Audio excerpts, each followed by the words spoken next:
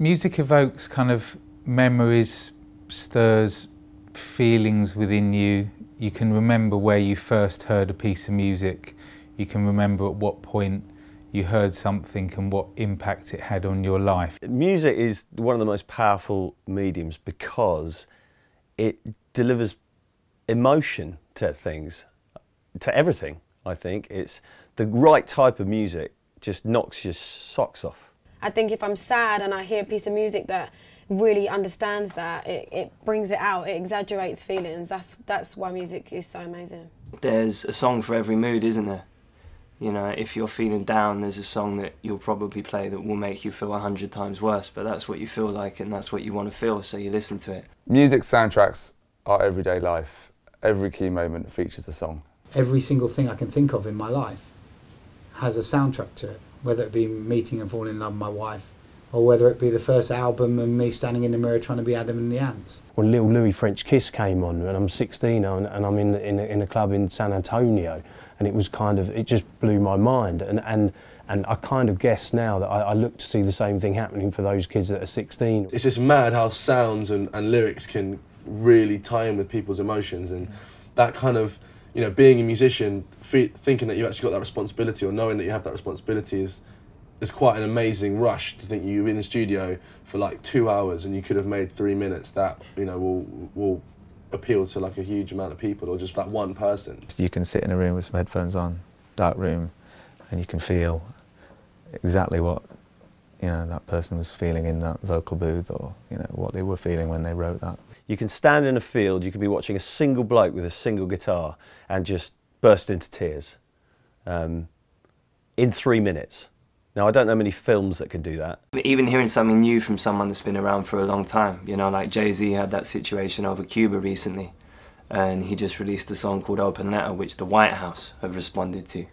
That excites me, you know, that music can still be that provocative. Music's very inexplicable, so it's hard to actually kind of put your finger on it and explain everything it does. It's one of the most powerful things. It's one of life's modern mysteries, I'd say.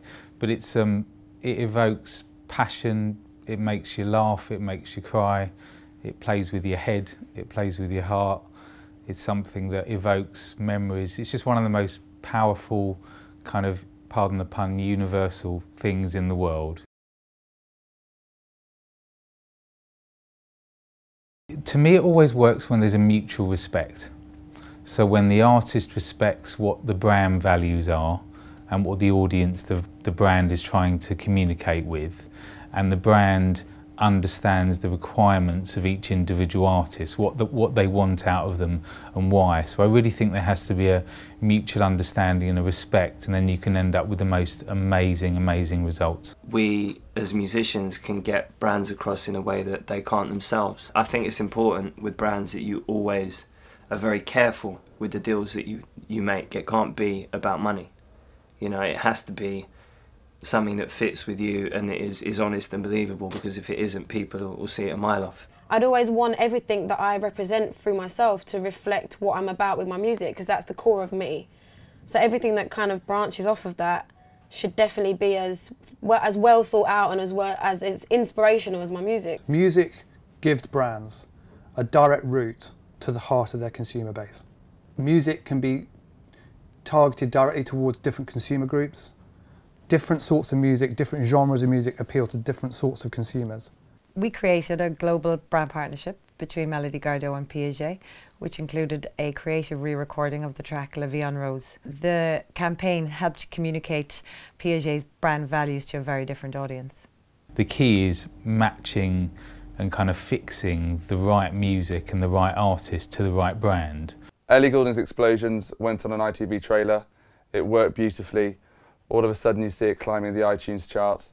The label get involved, they make a video, they take it to radio, and they create a halo effect around that experience that is a great partnership for both. Some of the branding deals that I've done have enabled me to do things that I wouldn't be able to without having had those deals in place. You know, we've done loads of one-off gigs and secret gigs where people have had to apply for tickets. You know, tickets have been free, but they've had to apply for them, answer a question or do things to obtain those tickets, and it gives me the opportunity to give back a little bit. When we first started, Down with the Trumpets, which ended up being like our first single, which did really well.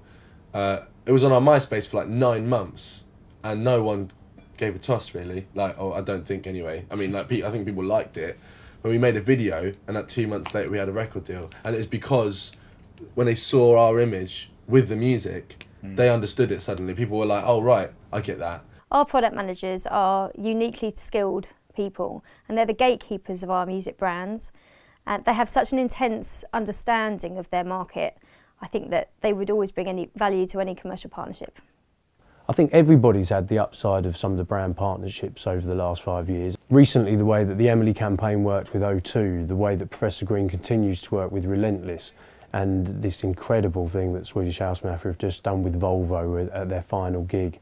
I mean, these are just a few examples of things that everyone is excited by. We know enough now from research, from the analytics that we get through digital services to be very confident that when we're putting brands and artists together, that you know, it works. After the opening ceremony of the Olympic Games, we released an album globally at midnight. It was so exciting. We've never done that before. It was groundbreaking. And that's what's exciting about the future of the music industry. The whole industry's changed. You know, media is different, the platforms that we have now, everything crosses over. I don't think it's the relationship that's changed between brands and music. It's the accessibility that audiences now have. That's what's defining the multi-channel reach that brands can tap into and benefit. There's definitely ways where music and brand can just kind of like completely intertwine without seeming contrived. 5 years from now, hopefully less than that, one of the biggest selling songs and videos watched on the internet is going to come to you from a brand. I kind of get a bit bored when it's just like requests for let's write a big check for the biggest act at the moment. I think anyone can do that. I think the key is finding out what the brand wants, really understanding what the audience is, and then using the best experts to marry that brief with coming up with the right music for that individual request. Now is the perfect time for the next phase for Globe. It's got the artist rights, it's got the sync division, it's got the partnership division and the TV production all together ready for our clients. Globe is here to help. Globe is here to excite our labels and our artists. We're here to work with new partners, explore new areas, whether it's a brand partnership, a piece of music, a release of a record. We're here to make things simple, and we're here to make things exciting.